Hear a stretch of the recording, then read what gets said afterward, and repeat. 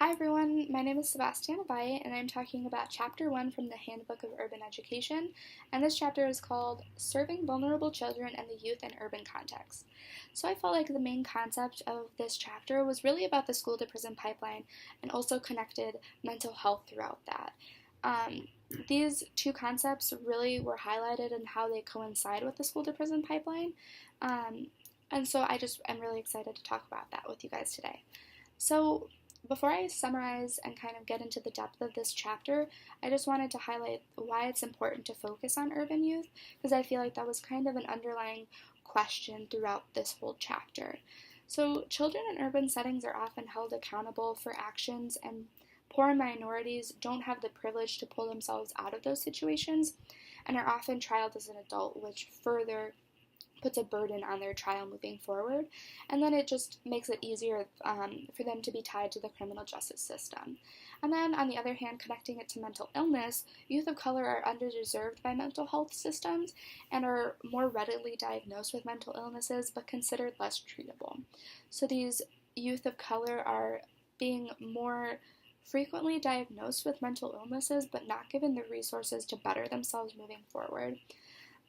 So those are just kind of two things I wanted to bring into account, and just we'll connect this through everything else later, but just some points I wanted to bring out first. So moving forward with child and adolescent mental disorders. This was a big portion of this chapter, and a lot of things really struck me and surprised me and were things I'd never really thought of before.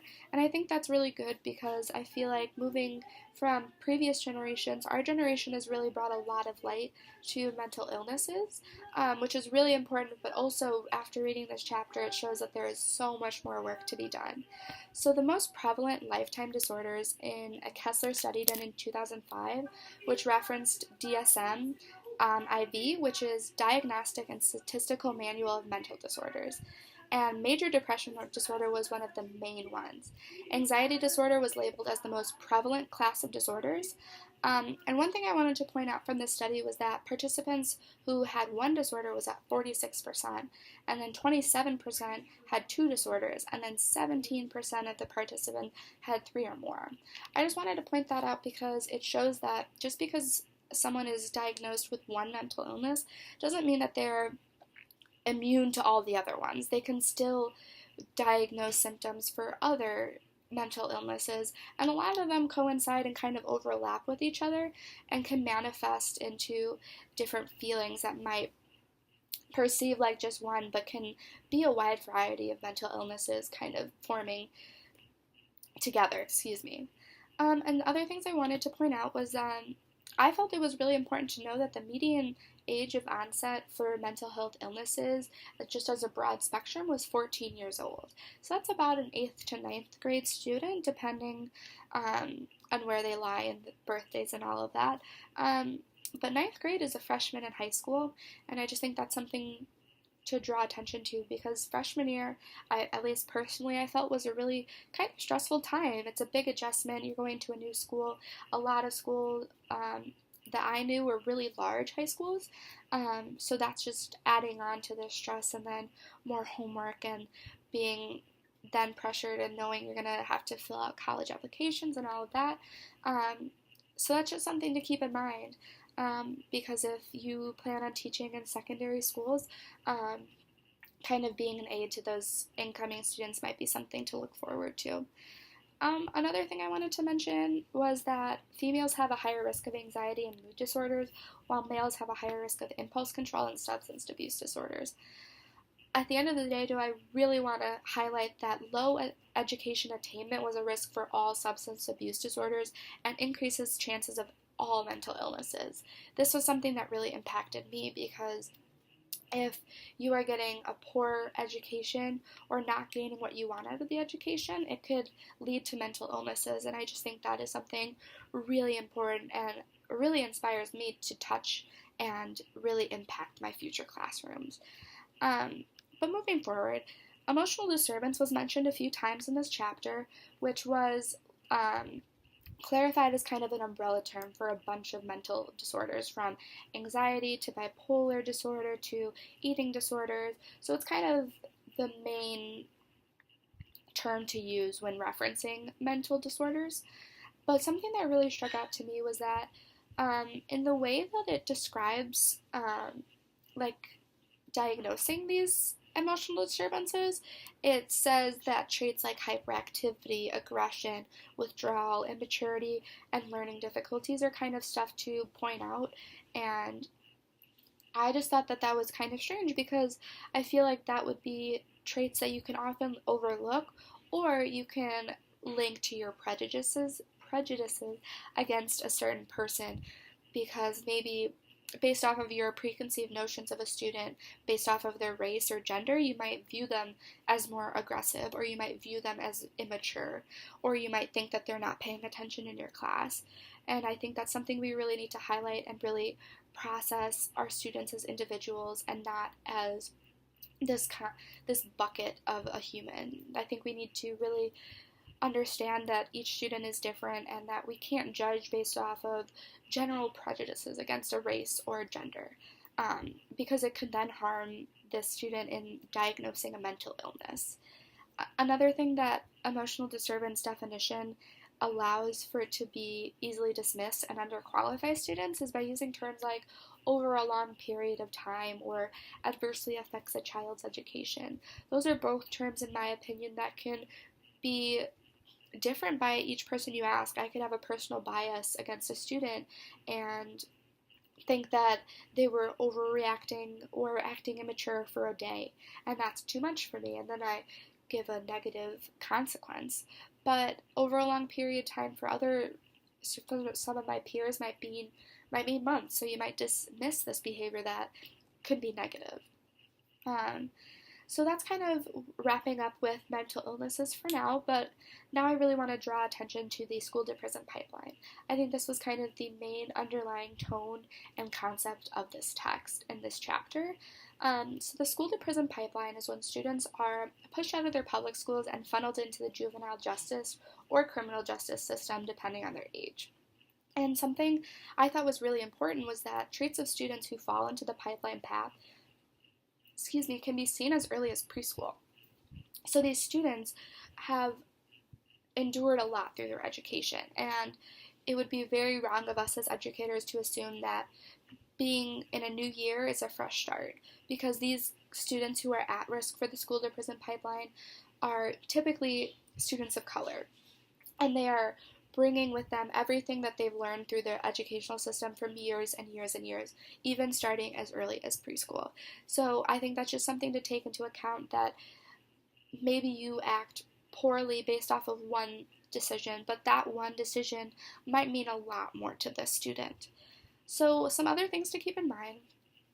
Suspension risks are the greatest for Black students, and that has been that way since the early 1970s.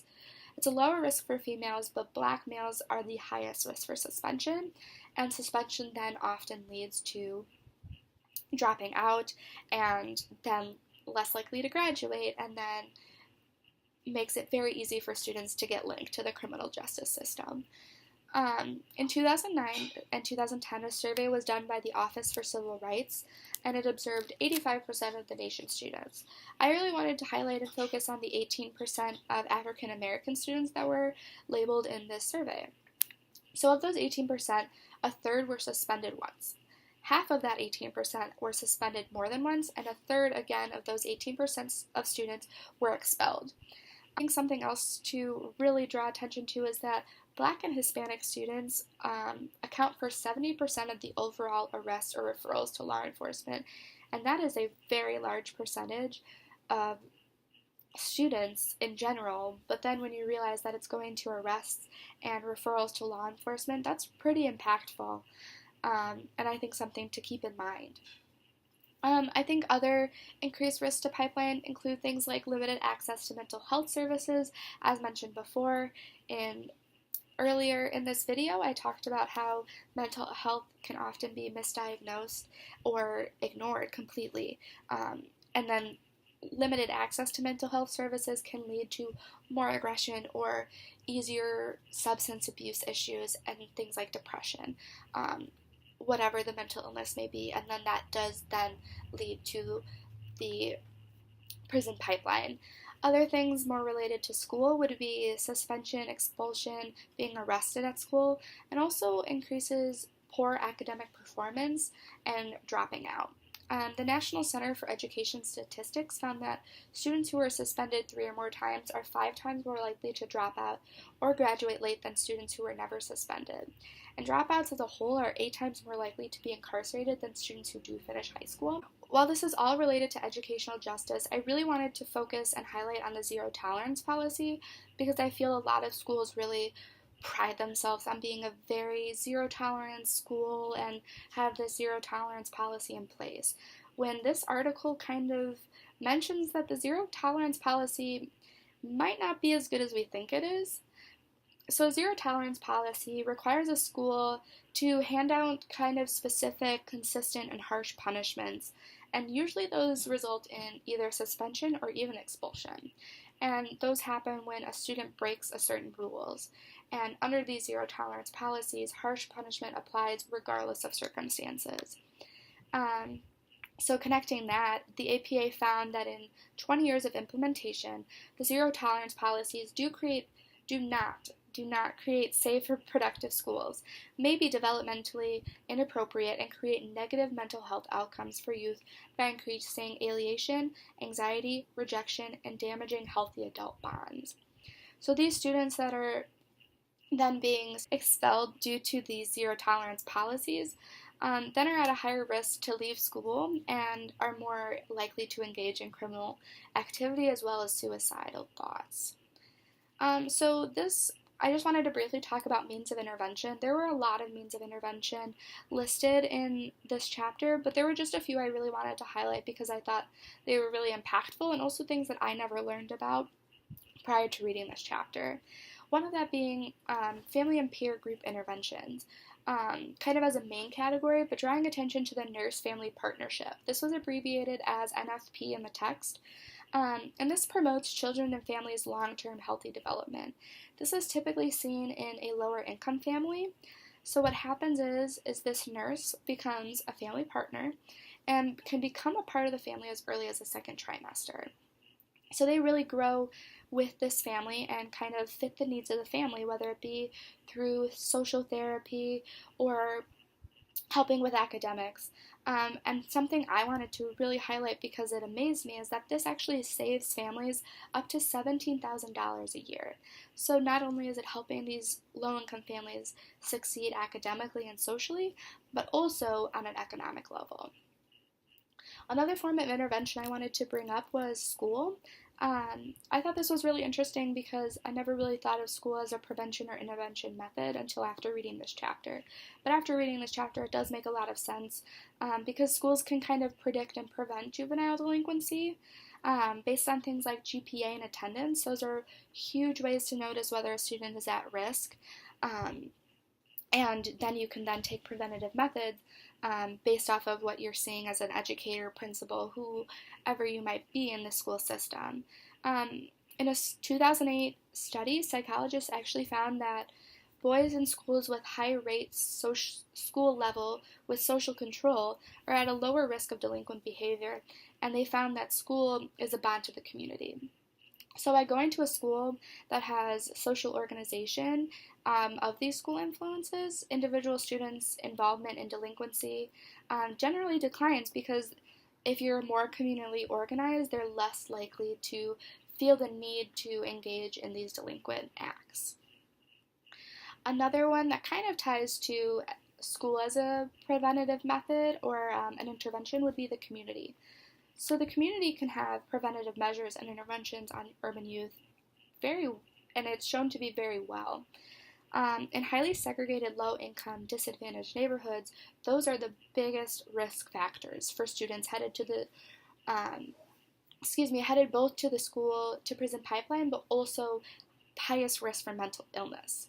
A study done of Chicago neighborhoods in 2008 states that associations of concentrated disadvantages and residential instability with violence are largely mediated by collective efficacy, indicating that collective efficacy can mediate the risks youth face in high-poverty neighborhoods. And so neighborhood organizations might look like training and workshops and recreation activities to reduce the rates of arrest and rearrest. And then the last one I really wanted to draw attention to was the multidimensional treatment foster care. I did not know that this was in place, and I think that's a really amazing program for those who are going through foster care or feel that they need to go through foster care before returning to their biological family. So, alternative youth who are in and out of in and out of home placement program would get placed with a trained special foster parent. And on average, they live with this foster parent for about 7 months. So the youth would receive weekly social and behavioral skills and workshops to help monitor academic support. And biological families can even have trainings in place so that they can help aid support when the child does return back to home if that's an option. And a 12-month follow-up was done with a lot of the youth that did participate in this program, and it led to a lot fewer arrests. Self-reported crimes and violence were 4 to 9 times lower, and criminal referrals were about 5% during the duration of study, which is pretty low, it mentioned. So to wrap this all up, kind of what does this mean for urban education? I think as someone who sees myself in an urban environment teaching later, I really can't ignore this, and I can't let this just kind of walk past me in the halls or whatever it might be, that this is a topic that I really need to pay attention to. And also just youth in need of support should be gaining support throughout the entire urban school districts of the U.S. I know I personally am a lot more rooted in Chicago, so that's where I see myself teaching. However, schools in other urban cities deserve that attention and support as well. For example, in St. Louis, the text mentions that a school in St. Louis actually worked with a juvenile court judge to create an environment to help aid the needs of these troubled youth. So the juvenile court side of it would support youth supervision and support services, as well as community partners, while the school aspect of it would provide the teachers, transportation, and building maintenance. And I think this was an amazing idea and that we should aim to get more schools like this. All in all, I hope that you take away that we cannot leave vulnerable youth to the streets and that we as educators really need to aid this epidemic. I know I gained a lot from this chapter, and I hope you all did too. Thank you all for watching.